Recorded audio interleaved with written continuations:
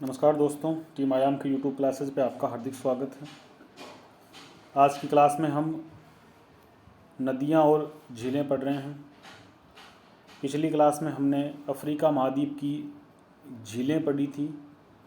Africa महाद्वीप की सभी झीलों को हमने पिछली क्लास में कंप्लीट किया। इस क्लास में हम अफ्रीका महाद्वीप में अब नदियों के बारे में पढ़ रहे हैं। अफ्रीका महाद्वीप की नदियाँ हमें इस क्लास में कवर करनी हैं। इससे पहले के जो लेक्चर हुए थे उनमें हमने पूरे विश्व के पर्वतों को, पठारों को, मैदानों को और मरुस्थलों को कंप्लीट किया। आगे बढ़ते हुए हम वर्ल्ड ज्योग्राफी में आपके आरएस और एसआई के सिलेबस में दूसरा पॉइंट बनता है, वो नदियाँ और झीलों के नाम से दिया हुआ है। तो हमें फोकस करना है पूरे विश्व की जो नदियाँ और झीलें हैं, महत्वपूर्ण हैं, उन्हीं को हम कवर करेंगे। तो हम शुरू कर रहे हैं अफ्रीका महाद्वीप से। इससे पहले वाले वीडियो में हम झीलें कर चुके हैं, ठीक है। अब हम नदियाँ पूरी करने वाले हैं, तो अफ्रीका महाद्वीप पर हम फोकस करेंगे। अफ्रीका महाद्वीप की हम नदियों पर बात करेंगे, ठीक है। तो एक एक करके नदियों को हम करते हैं। तो यहाँ पर हमें दो दिशा बनानी पड़ेगी, ठीक है। जैसे पहले आप अफ्रीका महाद्वीप का मैप देख लो।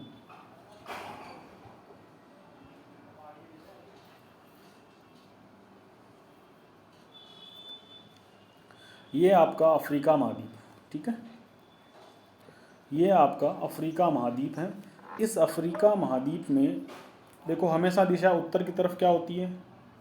नॉर्थ। दक्षिण में क्या होता है? मतलब साउथ दक्षिण है। इधर वाला दिशा, ये दिशा है, इसे हम क्या कहते हैं? इसे कहते हैं पूर्व। और इसे क्या कहते हैं?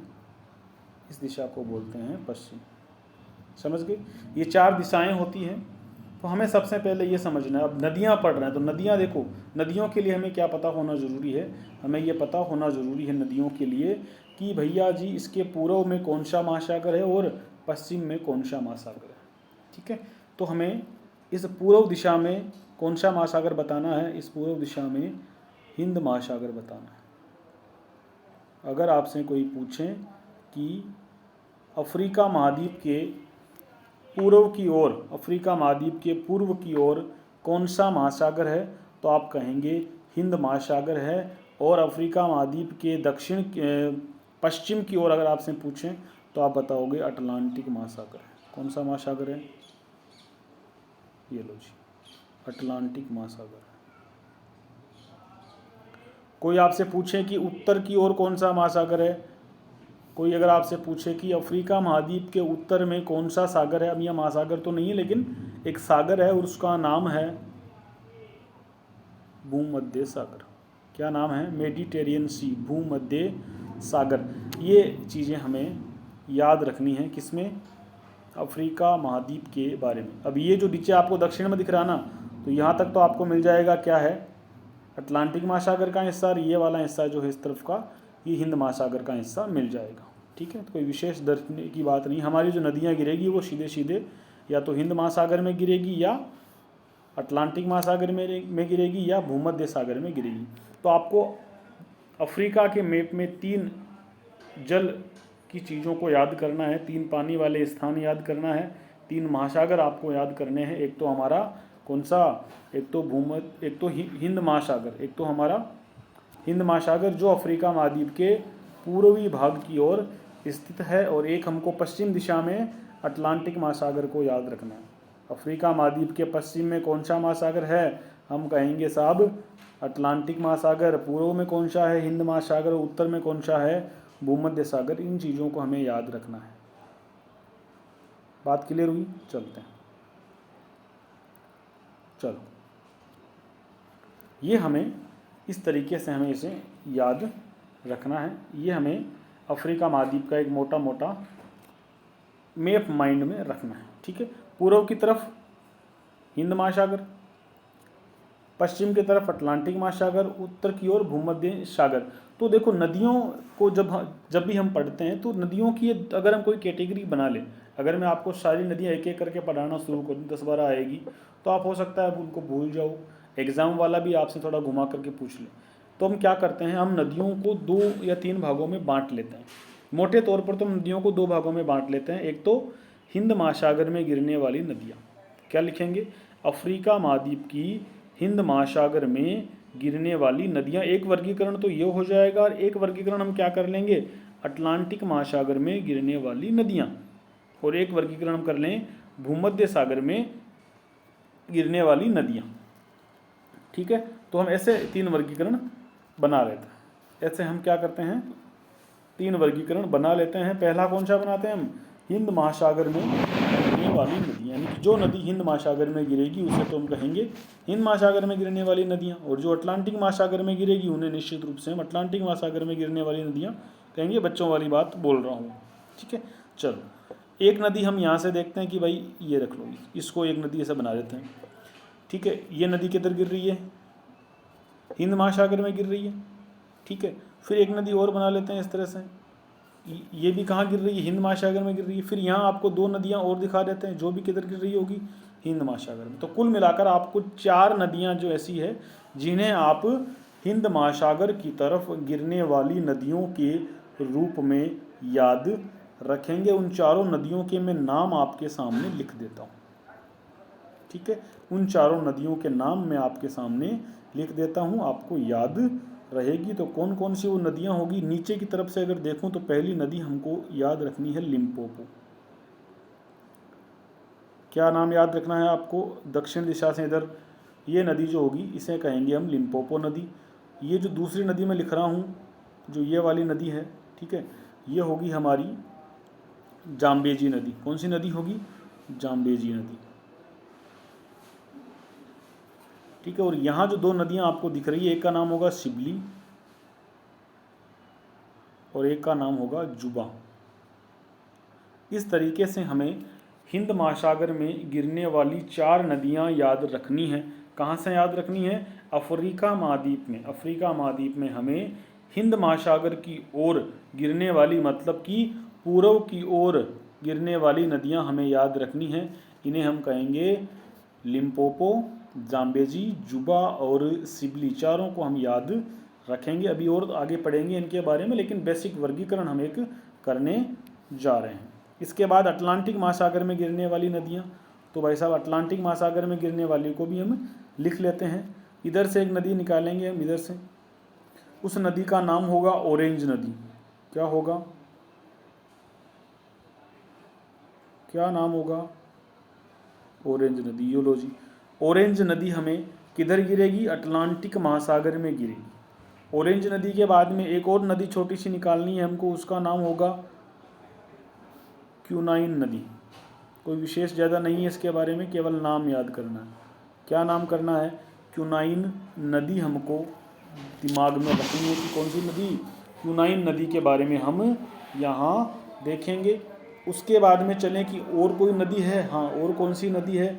उस नदी के बारे में भी हम यहाँ पर देख लेते हैं कि भाई वो कौन सी नदी है। और यहाँ से एक नदी और आएगी, उस नदी का नाम हम रख लेंगे, क्या रखेंगे हम? जायरे नदी, या कहेंगे कांगो नदी। क्या नाम रखेंगे? जायरे नदी, या आप कहोगे कांगो नदी। जायरे नदी, या हम कहेंगे उसे कांगो नदी। ये हमने 3 नंबर पर इस नदी को याद रखा। एक और 4 नंबर पर नदी हम रखेंगे, वो हम कहाँ से उसका प्रवाह कराएंगे, उसको इस तरह से प्रवाह होगा उस नदी का। ठीक है, गिर तो अटलांटिक महासागर में रही है ना। इस नदी का नाम होगा नाइजर नदी। इस नदी का नाम क्या होगा? नाइजर नदी। इस नदी का नाम हम रखेंगे नाइजर नदी हुई। और इसके बाद में अगर देखें तो एक नदी, 2 नदियाँ और हमें याद रखनी है, और जो नदियाँ यहाँ से होगी, 2 नदियाँ यहाँ होगी इस तरह से।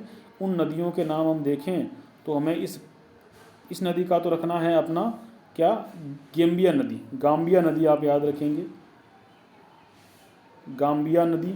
और यहाँ से एक नदी और हमें याद रखनी है 6 नंबर पर, उसका नाम होगा सेनेगल नदी। 1 मिनट, उसका नाम हम रखेंगे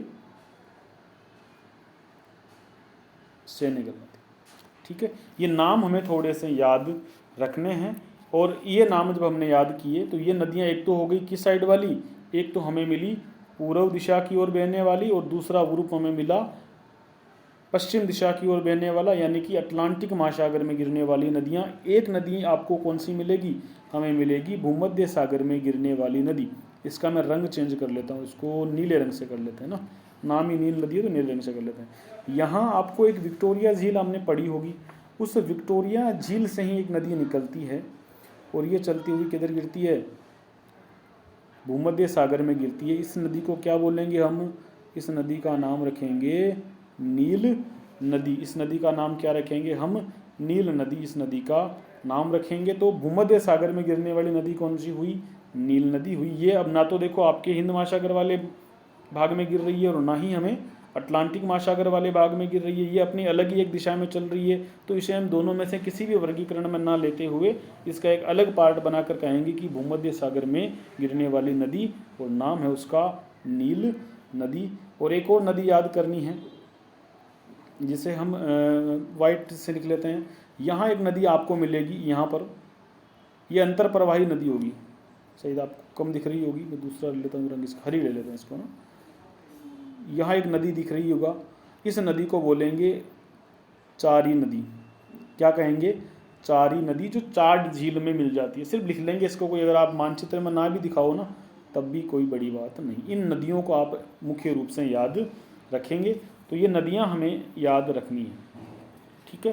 ये एक ऐसा मानचित्र आप बना करके उनको इस तरीके से एक बार सेट कर लीजिए, एक एक करके हम सबको पढ़ते जाएंगे और मानचित्र में हम लिखते जाएंगे। नए पेज पर चलते हैं, नदियों को पढ़ना शुरू करते हैं। सबसे पहले नदी जिसे हम देखेंगे उसका नाम होगा, सबसे पहले जिस नदी के बारे में हम पढ़ेंगे उस नदी का नाम होगा लिम्पोपो। अब हम एक एक करके सब नदियों को पढ़ लेते हैं, उनके उद्गम के बारे में, उनके बहाव के बारे में जो भी जानकारियाँ हमको मिलती है उनको पढ़ लेते हैं। लिम्पोपो नदी, क्या नाम रखा हमने, लिम्पोपो नदी। मानचित्र बनाने जाएं तो कहाँ दर्शाओगे, लिम्पोपो नदी। लिम्पोपो नदी को हम कहाँ लगाएंगे मानचित्र में, चलो जी, ये हमारा अफ्रीका का मैप बन गया। इस मैप में हमें एक नदी बतानी है और वो नदी कौन सी होगी, लिम्पोपो नदी होगी। यहाँ से हमें एक नदी इस तरह दिखानी है, बस इतना सा दिखा दो काफ़ी है, ठीक है। ऐसा एक दिशा बना लो, नीचे की तरफ एक ऐसा चिन्ह बना लो। ये नदी जो कहलाएगी इसका नाम होगा लिम्पोपो नदी। सबसे पहले तो साहब इसका उद्गम कहाँ से होता है, लिम्पोपो नदी का उद्गम कहाँ से होता है। एक जगह है दक्षिण अफ्रीका में, उसका नाम है हाई बेल्ड, HIGHBELD, हाई बेल्ड नामक जगह है। कहाँ है, दक्षिण अफ्रीका में है। इस हाई बेल्ड पठारी क्षेत्र है ये, ठीक है।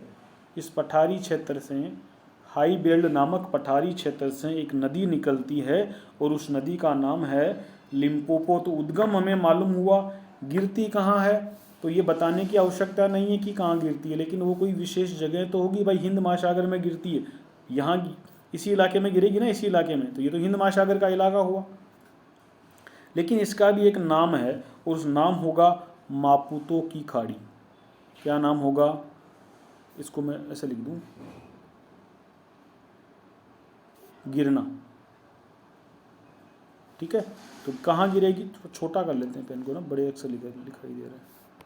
गिरेगी कहाँ ये गिरेगी मापुतो की खाड़ी, मापुतो की खाड़ी में। इसका एक दूसरा नाम है देलागुआ की खाड़ी, याद रखना हमेशा। इसका एक दूसरा नाम क्या है, देलागुआ की खाड़ी। तो मापुतो की खाड़ी का ही नाम क्या है, देलागुआ की खाड़ी है। तो हमको लिम्पोपो नदी के संबंध में याद होगा, इसका उद्गम कहाँ है, इसका उद्गम हाई बेल्ट पठारी क्षेत्र है दक्षिण अफ्रीका का। हमें इसको वहाँ से याद करना है। हमें याद करना है कि ये गिरती कहाँ है, मापुतो की खाड़ी, यानी मापुतो की खाड़ी कहाँ है, हिंद महासागर में है। कहाँ है, हिंद महासागर में हमको मापुतो की खाड़ी याद रखनी। और मापुतो की खाड़ी का एक दूसरा नाम भी हमें याद रखना है। वो दूसरा नाम क्या है, वो दूसरा नाम है देलागुआ की खाड़ी। इसे हमें याद करना है। एक और विशेष बात, छोटी छोटी विशेषताओं भी नदियों के संबंध में हमें याद करनी है। काफ़ी छोटा लग रहा है ये, ठीक है। ये जो मापुतो की खाड़ी में गिरती है, इस नदी की एक और विशेषता है, देखो नीचे वाले हिस्से से मकर रेखा गुजरती है। अफ्रीका महाद्वीप से हमें पता है कि तीनों रेखाएं गुजरती है, 0 डिग्री, कर्क रेखा और मकर रेखा। ये जो मकर रेखा है ना, ये मकर रेखा इसी लिम्पोपो नदी को 2 बार काटती है, या फिर आप कह दो कि लिम्पोपो नदी मकर रेखा को 2 बार काटती है। तो इस नदी की विशेषता में क्या लिखा है, मकर रेखा को 2 बार काटती है। देखो आप कभी कभी ट्रिकों से भी याद करते हो चीज़ों को ना, हो सकता है आपको कुछ ट्रिकें मिल जाए, लेकिन मेरा ऐसा कहना है कि जब मेंस में भी ये टॉपिक है, मेंस में भी वर्ल्ड ज्योग्राफी पढ़ोगे तो वहाँ भी ऐसा पूछ लिया, ऐसा कह दिया कि अफ्रीका महाद्वीप की किन्हीं 2 नदियों का उल्लेख करिए और 5 नंबर का सवाल है, तो भाई आपको जो ट्रिक बताई गई उसमें तो केवल नदी का नाम याद कर पाए, है ना, या फिर नदी का देश याद कर पाए ज़्यादा से ज़्यादा खींच करके। लेकिन हमें 5 नंबर के सवाल में, 5 मार्क्स के सवाल में अगर कुछ लिखना है तो उसके हर नदी के बारे में हमको कम से कम 3 या 4 फैक्ट तो याद रखने होंगे। इसीलिए हमको इनको एक एक करके आराम से लिखते जाना है, ताकि प्रीलिम्स में तो काम आएगा ही आएगा।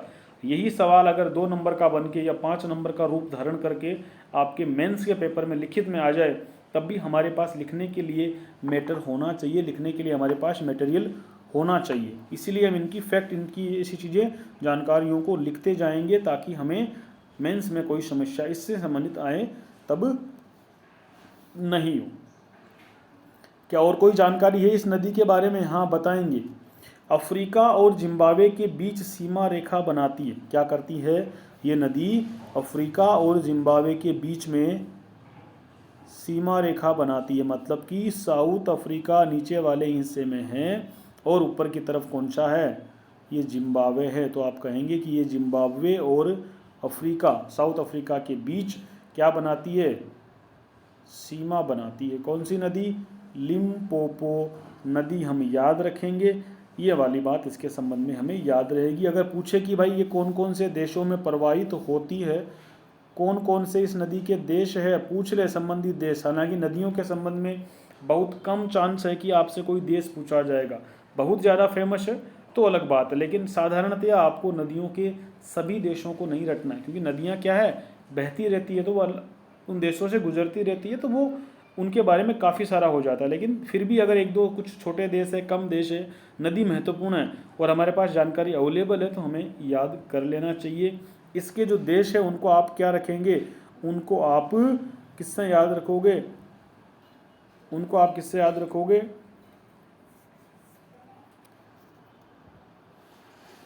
उनको आप याद रखोगे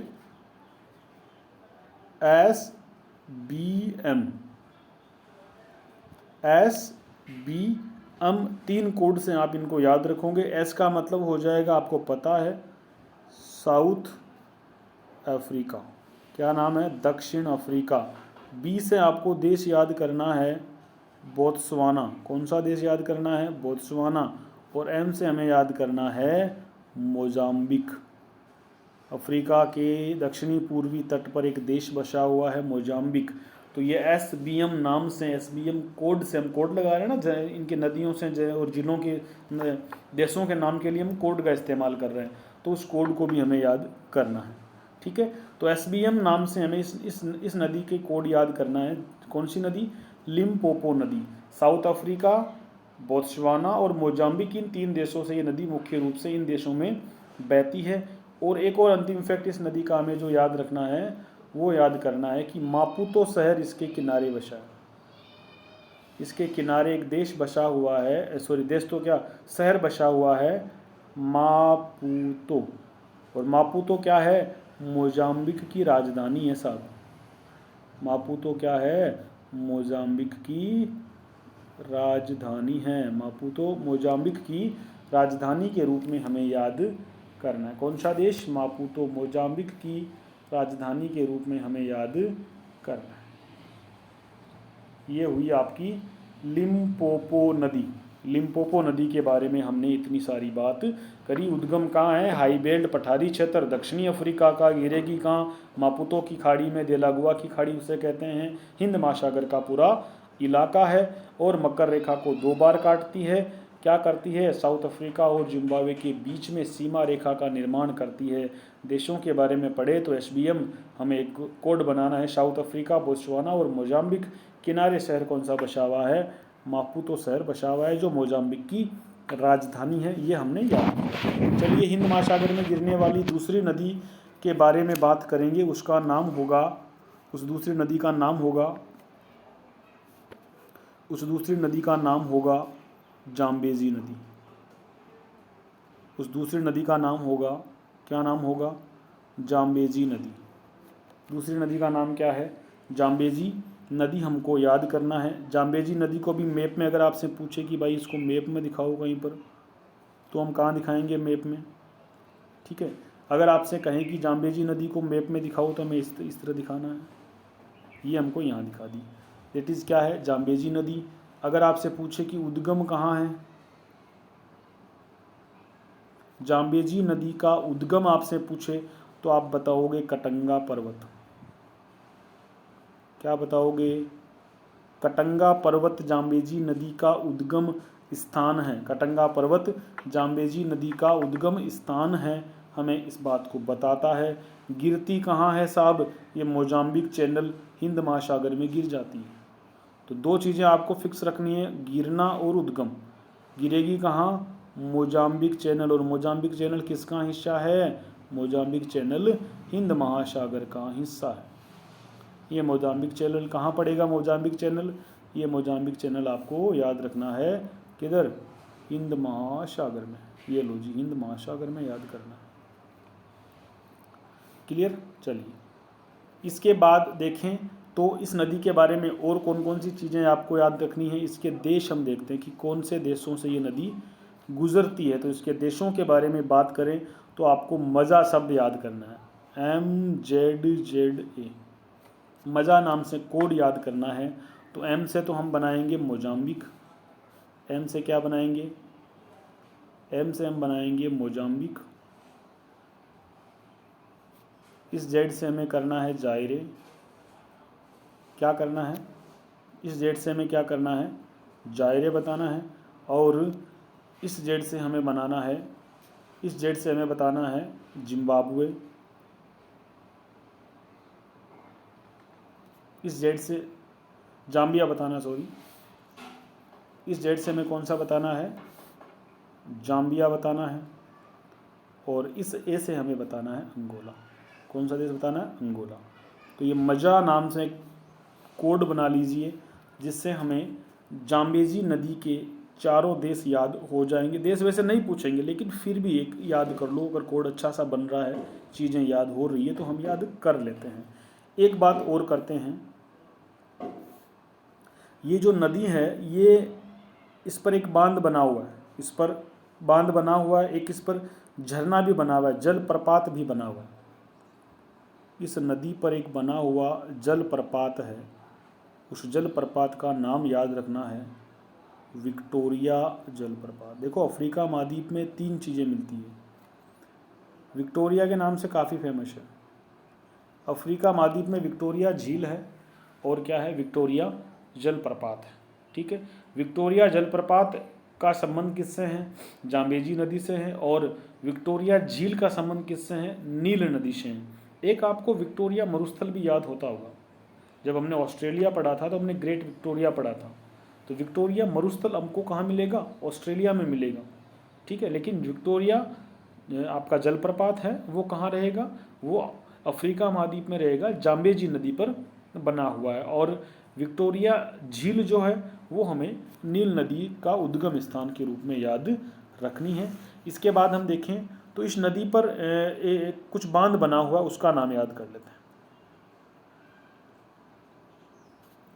बांध बना, उस बांध का नाम है करीबा बांध। क्या नाम याद रखना है? करीबा बांध। और वो झील भी हमको याद करनी है, करीबा झील का संबंध भी इसी से है। किस नदी पर है भाई? जाम्बेजी नदी से हम याद रखेंगे। जल विद्युत का उत्पादन इससे खूब होता है। अफ्रीका का सबसे अधिक जल विद्युत उत्पादन कहाँ होता है? इसी करीबा बांध से होता है। तो ये हमने जाम्बेजी नदी के बारे में हमने सारी जानकारियों को एक जगह रखा। कौन सी नदी? ये हमने रखी साहब जाम्बेजी नदी। उद्गम कटंगा पर्वत, गिरेगी का मोजाम्बिक चैनल, हिंद महासागर में गिरेगी। मजा नाम से चारों देश याद करने हैं, मोजाम्बिक, जायरे, जाम्बिया, अंगोला। जल प्रपात कौन सा है? विक्टोरिया जल प्रपात। बांध इसका करीबा बांध हमें याद करना है। अगली नदी के बारे में देखें, 2 नदियाँ छोटी छोटी हमें याद करनी है, कोई विशेष उसके बारे में हमको कोई खास जानकारी हमें नहीं रखनी। मुझे 1 मिनट दे दिए, जो आवाज़ आ रही है मशीन की उसको गेट बंद करके आता हूँ।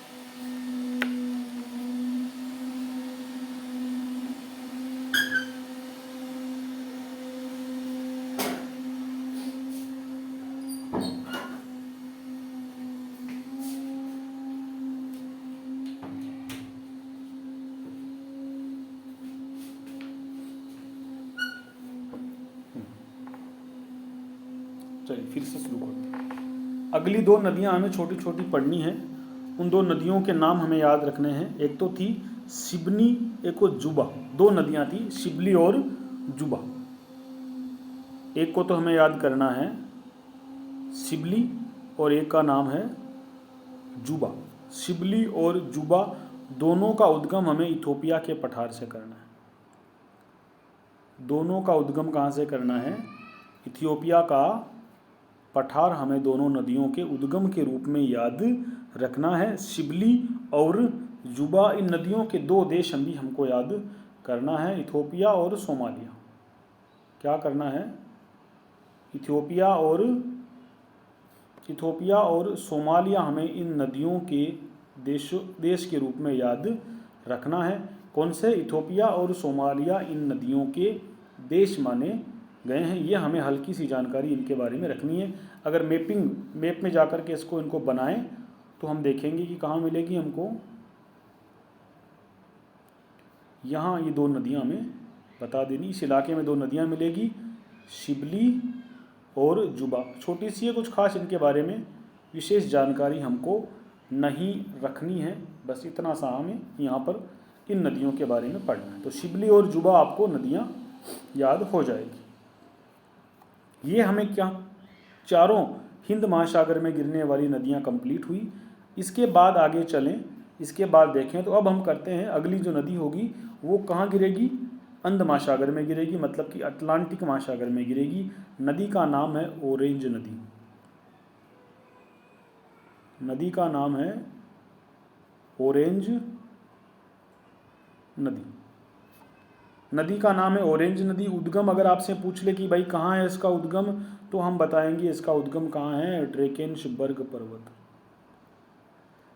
अफ्रीका महाद्वीप में जब पर्वत पड़े थे ना, वहाँ एक नाम सुना था हमने, ड्रेकेंसबर्ग पर्वत। कहाँ बनाया था उसको? दक्षिणी अफ्रीका में हमने उसको माना था। तो ड्रेकेंसबर्ग पर्वत क्या है? इसका उद्गम है साहब। लो जी, याद हुआ। अगर पूछे गिरती कहाँ है, 2 तो हमको कन्फर्म याद करना ना, उद्गम और गिरना, ये तो कन्फर्म याद करना ही करना, इधर से सवाल बनता है। अगर पूछे गिरेगी कहाँ, तो आप बताएंगे कहाँ पर गिरेगी? अटलांटिक महासागर में।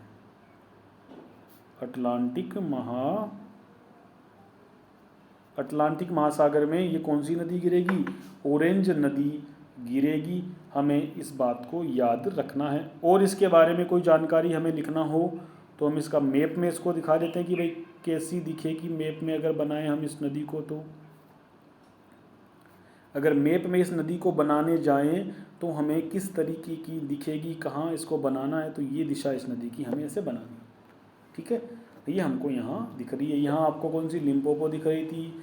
यहाँ से हमें कौन सी दिखी? जाम्बेजी। यहाँ हमें 2 नदियाँ दिखी, कौन सी? शिबली और जुबा। तो ये जो नदी है हमारी, ये कौन सी है? ये नदी होगी ऑरेंज नदी। एक और चीज़ जिसने इसकी याद करनी है, दक्षिणी अफ्रीका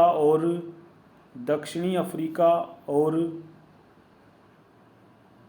नामीबिया की सीमा बनाती है। कौन सी नदी बनाती है? ऑरेंज नदी। ठीक है, तो आपको 2 चीज़ें यहाँ पर याद हुई। एक तो है कि दक्षिणी अफ्रीका और जिम्बाब्वे की सीमा जो नदी बनाती थी उसका नाम था लिम्पोपो, और दक्षिणी अफ्रीका और नामीबिया की सीमा बनाने वाली नदी कौन सी हुई? ऑरेंज नदी। याद रखिएगा, सवाल पूछा जा सकता है। क्लियर? ये हमारी ऑरेंज नदी कंप्लीट हुई। ड्रेकेंसबर्ग पर्वत इसका उद्गम है, अटलांटिक महासागर में गिरती है। कोई विशेष बड़ी जानकारी हमको नहीं रखनी। हमें क्या करना है? दक्षिण अफ्रीका और नामीबिया के बीच सीमा बनाने वाली नदी के रूप में याद करना है। अकेला देश याद कर लो, दक्षिणी अफ्रीका, काम चल जाएगा। चलिए एक और नदी करते हैं, क्यूनाइन नदी। छोटी सी है, कोई खास विशेष इसके बारे में जानकारी नहीं है। क्यूनाइन नदी, कौन सी नदी है? क्यूनाइन नदी। इसका उद्गम कहाँ होगा साहब? इसका उद्गम कहाँ होगा? अंगोला हाईलैंड में।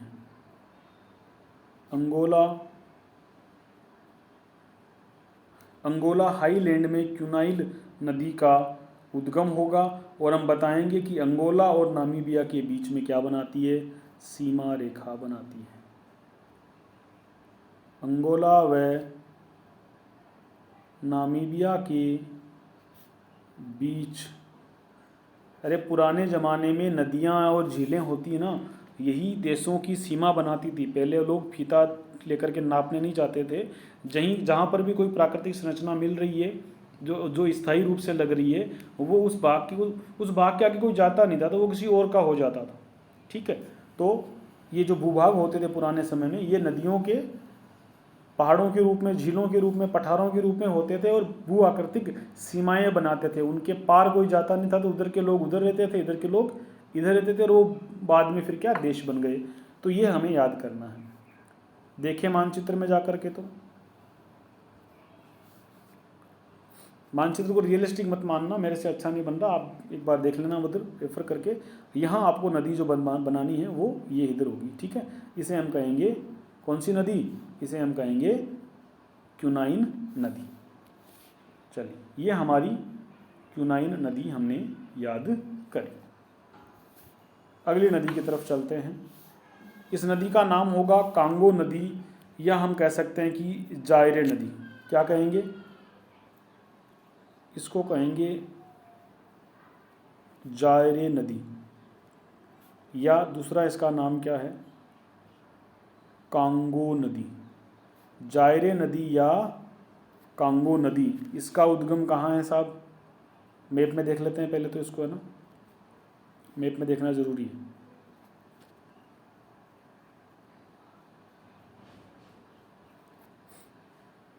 ये मेरे से ठीक नहीं बनता, इसको सही बना देते हैं।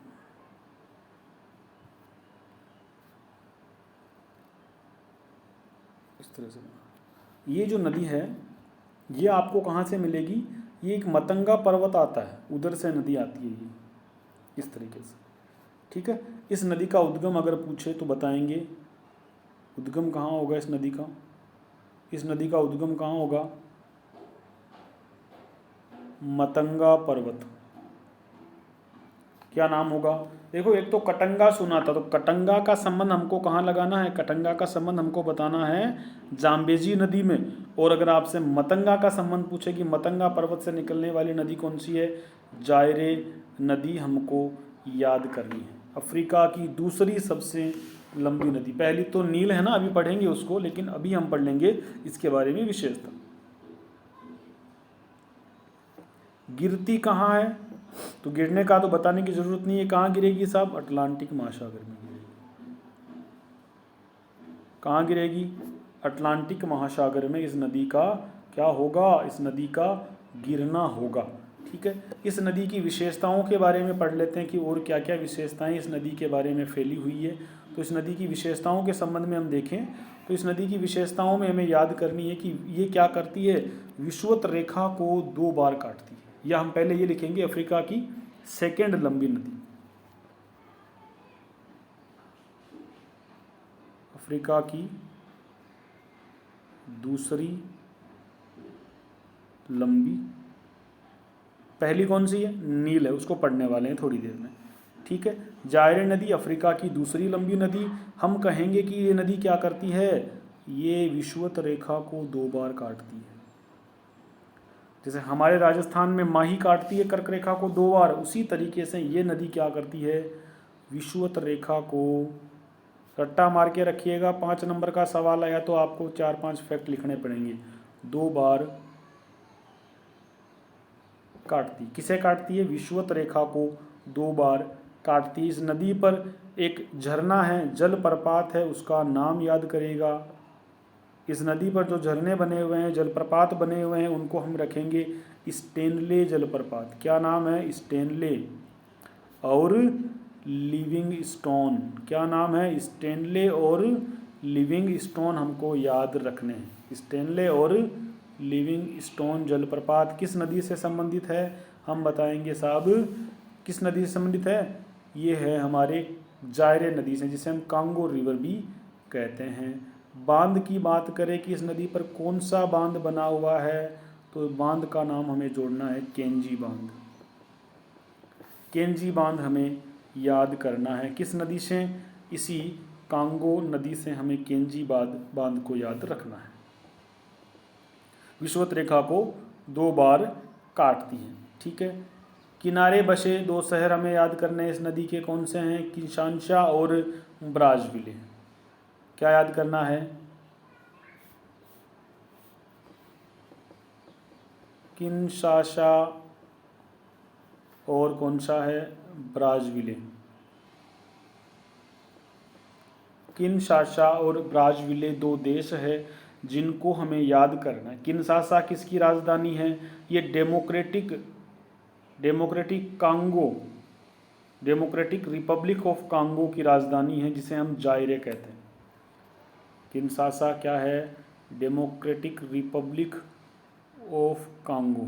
देखो कांगो के नाम से 2 देश है, एक तो है रिपब्लिक ऑफ कांगो, एक है डेमोक्रेटिक रिपब्लिक ऑफ कांगो, ठीक है। तो दोनों ही राजधानियाँ किसकी है? कांगो देशों की है। लेकिन जो डेमोक्रेटिक रिपब्लिक DR कांगो जो है डेमोक्रेटिक रिपब्लिक, उसको तो उसकी राजधानी तो कौन सी है? किंशासा है। और जो केवल रिपब्लिक ऑफ कांगो है उसकी कौन सी है? उसकी है ब्राज़विले। और दोनों ही शहर, आप तो दोनों शहरों को याद रखो फिलहाल। किंशासा जो है वो किंशासा और ब्राज़विले दोनों शहर क्या है? वो कांगो नदी, जायरे नदी के किनारे बसे हुए शहर उन्हें हम कह सकते हैं, ठीक है। इस नदी की एक सहायक नदी भी मानी जाती है, इसकी एक सहायक नदी मानी जाती है। सहायक नदियाँ भी कई बार पूछ लेता है, और आपको याद है तो अच्छा काम हो जाता है मेंस में लिखने के लिए। सहायक नदी इसकी मानी जाती है, जिसका नाम होगा कसाई नदी। क्या नाम है? कसाई नदी। हीरा उत्पादन बहुत अच्छा होता है साहब इधर। क्या है? हीरा उत्पादन, हीरा खनन काफ़ी ज़्यादा यहाँ पर होता है। और इस नदी के क्षेत्र में आपको एक जनजाति मिलेगी, और उस जनजाति का नाम है पिग्मी जनजाति। इस नदी के इलाके में आपको पिग्मी जनजाति मिलेगी। किस नदी के क्षेत्र में मिलेगी? कांगो बेसिन में आपको पिग्मी जनजाति मिलेगी। तो पिग्मी जनजाति के बारे में अगर आपको जानकारी लेनी हो तो हम कहेंगे कांगो नदी के बेसिन में, जायरे नदी के बेसिन में चले जाओ। तो जायरे नदी यानी कि कांगो नदी, इसके बारे में हमें जानकारी प्राप्त हुई। बात क्लियर? चलिए, ये 3 नदियां हमने अभी अटलांटिक महासागर में गिरने वाले क्रम में देख ली। थोड़ा और ऊपर की ओर चलते हैं। एक और नदी आपको मिलेगी, नाम रखा गया है नाइजर नदी। क्या रखा गया है इसका नाम? इसका नाम रखा गया है नाइजर नदी। इसका नाम रखा गया है नाइजर नदी। तो नाइजर नदी भी एक तरह से हम कहेंगे कि कहाँ की है? ये भी अफ्रीका महाद्वीप की नदी है, जो अटलांटिक महासागर में गिरती है। इसका उद्गम पूछा जाए आपसे तो कहाँ बताओगे इसका उद्गम? इसका उद्गम हमें मिलेगा फोल्टा जोलन पहाड़ी क्षेत्र। क्या नाम है? फोल्टा जोलन पहाड़ी क्षेत्र आपको मिलेगा। कहाँ मिलेगा फोल्टा जोलन पहाड़ी क्षेत्र? आपको नाइजर देश में, नाइजीरिया जो है ना, उधर मिलेगा फोल्टा जोलन पहाड़ी क्षेत्र। भैया गिरेगी कहाँ? गिरना है इसको गिनी की खाड़ी। कहाँ गिरेगी? गिनी की खाड़ी। और गिनी की खाड़ी कहाँ पर है? ये कहाँ पर है? अटलांटिक में है, अटलांटिक महासागर में है। कहाँ है? अटलांटिक महासागर में है। मैप बना के देख लेते हैं, मैप बनाकर इन चीज़ों को थोड़ा और समझ लेते हैं, ठीक है। चलिए,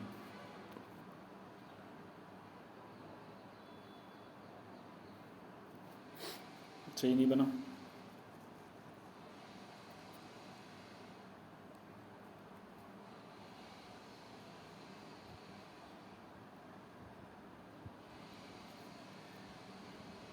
चलिए, यहाँ एक नदी आपको मिलेगी। यहाँ पर ये नदी यूं जा करके यूं गिरती है। जो खड्डा आता है ना अफ्रीका महाद्वीप का, जो हिस्सा है ना, ये इस हिस्से को बोलते हैं गिनी की खाड़ी। इस हिस्से को बोलते हैं गिनी की खाड़ी। और ये हिस्सा किसका भाग है? अटलांटिक महासागर का भाग बना हुआ है। ये नदी क्या कहलाएगी? ये नदी कहलाएगी नाइजर नदी। उद्गम फोल्टा जोलन पहाड़ी क्षेत्र। इसको रिवर ऑफ पाम ऑयल कहते हैं। पाम ऑयल समृद्ध है ये, पाम ऑयल समृद्ध नदी। तो पाम ऑयल की नदी भी इसे कहते हैं क्योंकि पाम ऑयल जो ऑयल है, खनिज तेल है, वो यहाँ से निकलता है। इसकी एक सहायक नदी है, उसका नाम है बेन्यू। क्या नाम है? बेन्यू। इसकी क्या है? सहायक नदी के रूप में आप याद रखेंगे। तो फोल्टा जोलन से निकलती है, अटलांटिक महासागर मतलब कि गिनी की खाड़ी में गिरेगी, पोम ऑयल से समृद्ध नदी है। इसकी सहायक नदी कौन सी है? बेन्यू है। इस पर एक पोर्ट बना हुआ है जिसका नाम है पोर्ट हारकट। इधर एक पोर्ट बना हुआ है, उस पोर्ट का नाम क्या है? उसका नाम है हारकट। पोर्ट हारकट आप याद रखेंगे। किस नदी के संबंध में? नाइजर नदी के संबंध में हमें एक पोर्ट को याद रखना है। नाइजर नदी हमने कंप्लीट करी। अब दो छोटी छोटी नदियां हमें और याद करनी है। किधर? अटलांटिक महासागर की। और नदियों के नाम है गैम्बिया नदी और सेनेगल नदी। तो पहले हम करते हैं गैम्बिया नदी। क्या करते हैं? गैम्बिया नदी करते थे।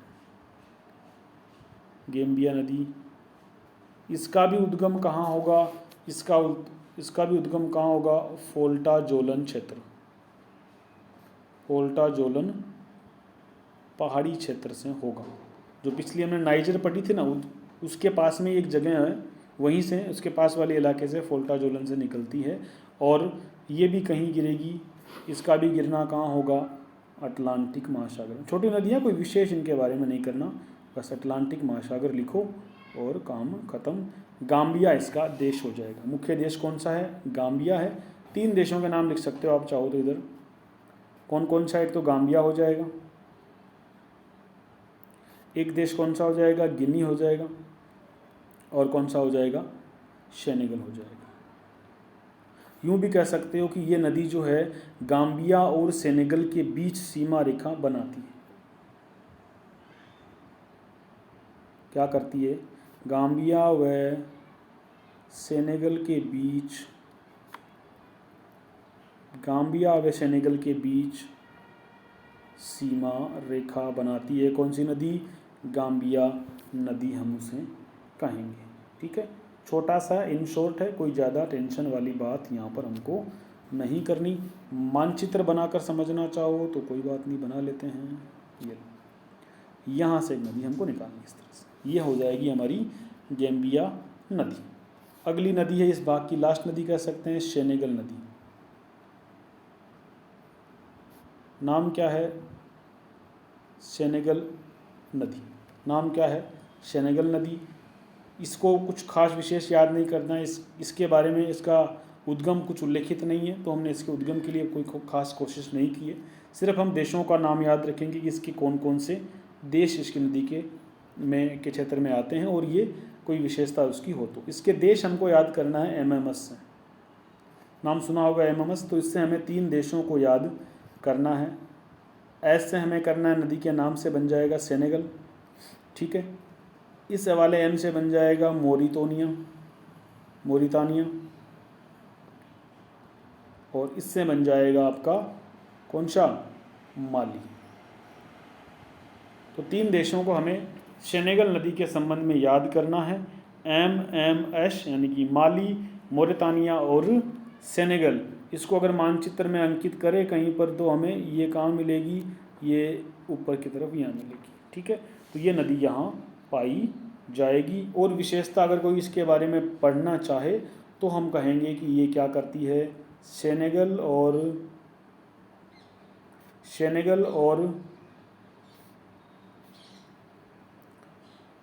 और मोरितानिया के बीच, सेनेगल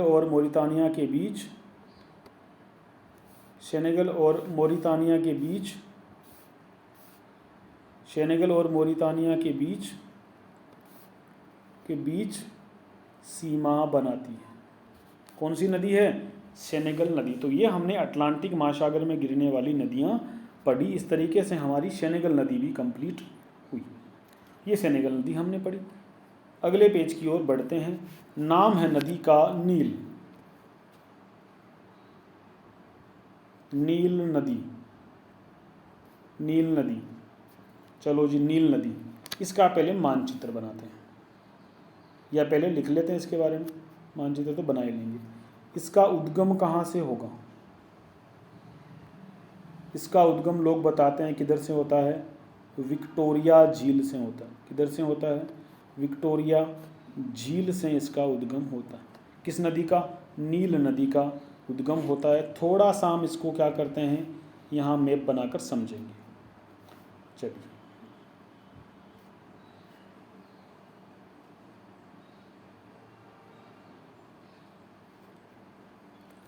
ये बन गया अफ्रीका। चलो, यहाँ हमारी क्या है? यहाँ हमारी क्या है? विक्टोरिया झील है। इस जगह का नाम क्या है?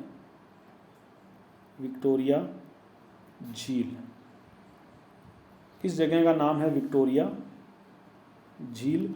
यहाँ से एक नदी निकलती है, यहाँ से एक नदी निकलती है।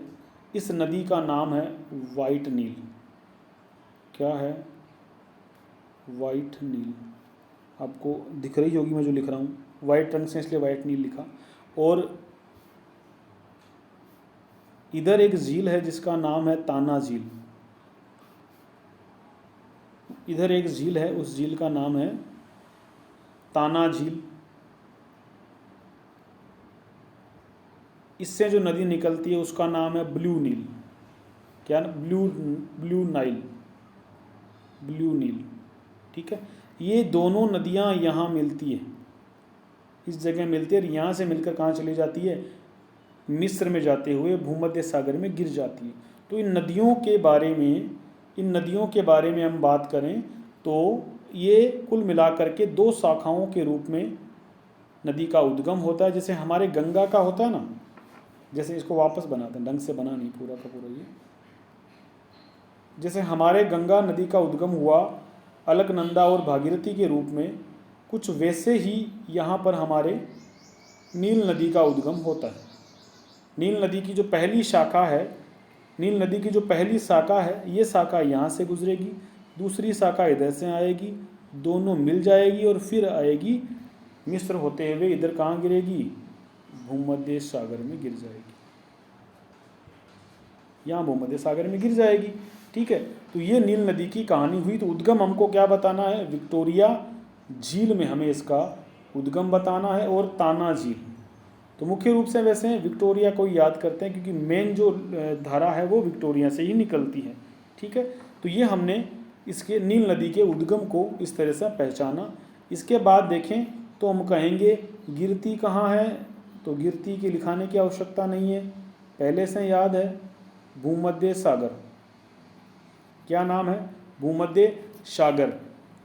फिर हम कहेंगे इनका जो संगम होता है वो कहाँ होता है? भाई दो शाखाएं थी ना, एक इधर से आई,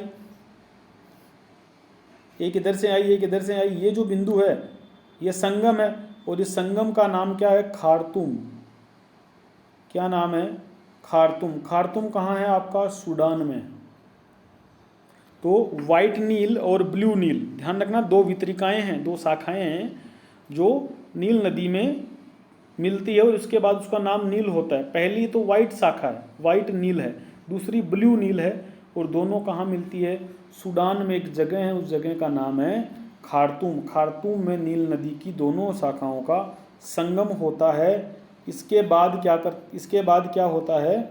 इसके बाद ये नदी किधर प्रवेश करती है? इसके बाद संगम के बाद मिस्र में प्रवेश करती है। फिर क्या करती है?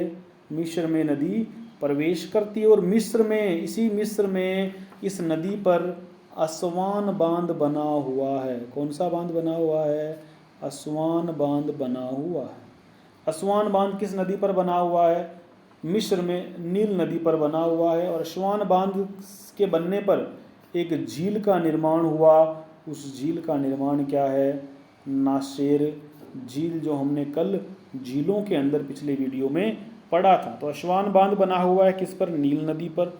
उसी असवान बांध के बनने पर जिस झील का निर्माण हुआ उस झील का नाम है नाशेर झील। याद रखिएगा, नाशेर झील का संबंध किससे है? नील नदी से है। असवान बांध का संबंध किससे है? नील नदी से है। जो नील नदी मिस्र में प्रवेश करती है, मिस्र में काफ़ी उपजाऊ चीज़ें ये ला देती है, इसलिए इसे क्या कहा जाता है? मिस्र को नील नदी का वरदान कहा जाता है। मिस्र को क्या कहते हैं? मिस्र को नील नदी का वरदान कहते हैं। मिस्र को क्या बोलते हैं? नील नदी का वरदान। नील नदी का वरदान कहते हैं मिस्र को। क्यों कहते हैं? क्योंकि इसकी वजह से मिस्र का बहुत सारा भाग उपजाऊ हो जाता है। उसी नील नदी के कारण यहाँ कपास की खेती होती है। यहाँ पर हम कहेंगे कि यहाँ पर जो है इस नदी के कारण कपास की खेती काफ़ी मात्रा में होती है। तो कपास की और चावल की खेती के कारण हम इसे यहाँ पर मिस्र में काफ़ी समृद्धि आई है नील नदी के कारण। विश्व की सबसे लंबी नदी यह मानी गई। इसकी एक सहायक नदी है, उसका नाम आप याद कर लो, अताबारा। क्या नाम है सहायक नदी का? अताबारा नदी। कौन सी नदी है सहायक नदी? अताबारा नदी। यह मिस्र की नील नदी की सहायक नदी है अताबारा नदी। यहाँ ये भी हमें याद करना है। कौन सी? अताबारा नदी। ये जहाँ गिरती है तो एक चाप का निर्माण करती है, त्रिभुजाकार डेल्टा बनाती है, चापाकार, या फिर आप कह सकते हो कि त्रिभुजाकार डेल्टा बनाती है। इसका डेल्टा कैसा है? चापाकार है, ठीक है, और भूमध्य सागर में गिर जाती है। इस नदी के निकास पर एक बंदरगाह बना हुआ है, उसे भी याद कर लो, कभी मिलान करने वाले सवालों में कहीं पूछ ले। हमारी किस्मत ख़राब होती है तो हम कहेंगे इसको एलेक्जेंड्रिया बंदरगाह, या कहेंगे पोर्ट एलेक्जेंड्रिया। क्या कहेंगे? पोर्ट एलेक्जेंड्रिया कहेंगे। पोर्ट एलेक्जेंड्रिया हम कहेंगे किसको? मिस्र नदी पर जो पोर्ट बना हुआ है, जो बंदरगाह बना हुआ है, उसे हम कहेंगे पोर्ट एलेक्जेंड्रिया। ये विश्व की सबसे लंबी नदी है, याद रखिएगा। थोड़ी सी रिपीट वापस मार लेते हैं, बहुत ज़्यादा महत्वपूर्ण है, कभी भूलना नहीं है, यहाँ से सवाल बन सकता है। उद्गम विक्टोरिया झील याद करनी है, ताना झील और विक्टोरिया झील। विक्टोरिया झील इसकी मुख्य उद्गम है। ताना झील से इसका एक दूसरा भाग जो है कौन सी नदी के रूप में आता है? वो आता है ब्लू नील के रूप में। यानी कि इसको भी आप चाहो तो लिख लो कहीं पर कि इसका जो है और भाग है वो किधर है। देखो आपको क्या करनी है, वाइट प्लस ब्लू करके इसको नील नदी बना लेना है। ऐसे लिख लो,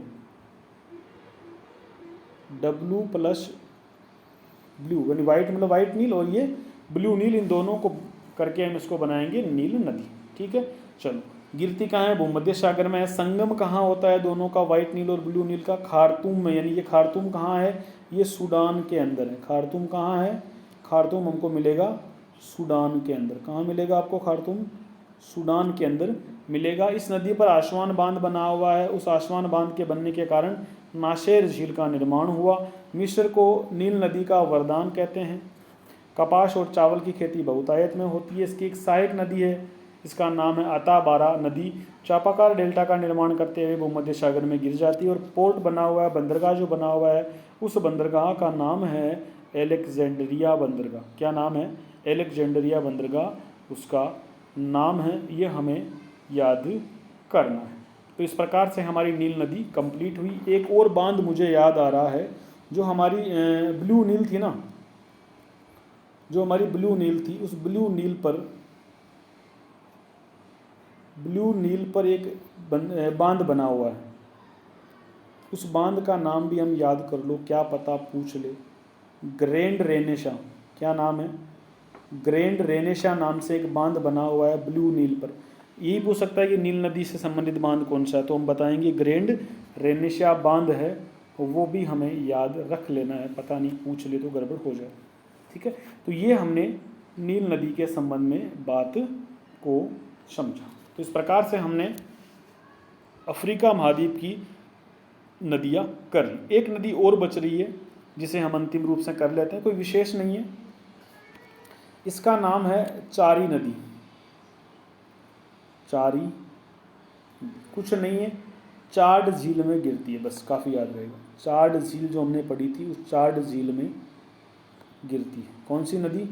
चारी नदी हमको याद करना है, बस काफ़ी इतना इसके बारे में याद रखना है। चारी नदी चाड झील में गिर जाती है। मुख्य रूप से आप इसको नील नदी को याद रखेंगे, नील नदी महत्वपूर्ण है। इसके बाद देखें तो सेनेगल और ये मोरितानिया, ये देख लिया हमने, सेनेगल नदी, गाम्बिया नदी हमने देखी थी, नाइजर नदी पढ़ी हमने, फिर हमने जायरे नदी, कांगो नदी इसका नाम दिया गया उससे पढ़ा, क्यूनाइन पढ़ी हमने, ऑरेंज नदी बहुत ज़्यादा महत्वपूर्ण याद रखोगे, सिबली और जुबा को याद किया, जाम्बेजी नदी हमने कंप्लीट की, लिम्पोपो पढ़ी। इस प्रकार से हमारी ये अफ्रीका महाद्वीप के सभी नदियाँ कंप्लीट होती हैं। चीज़ों को याद करते रहिएगा, रिपीट करते रहिएगा, याद होती जाएगी। बार बार पढ़ेंगे, 2 या 3 बार जब इनको रिपीट करेंगे तो अच्छे से याद हो जाएगी।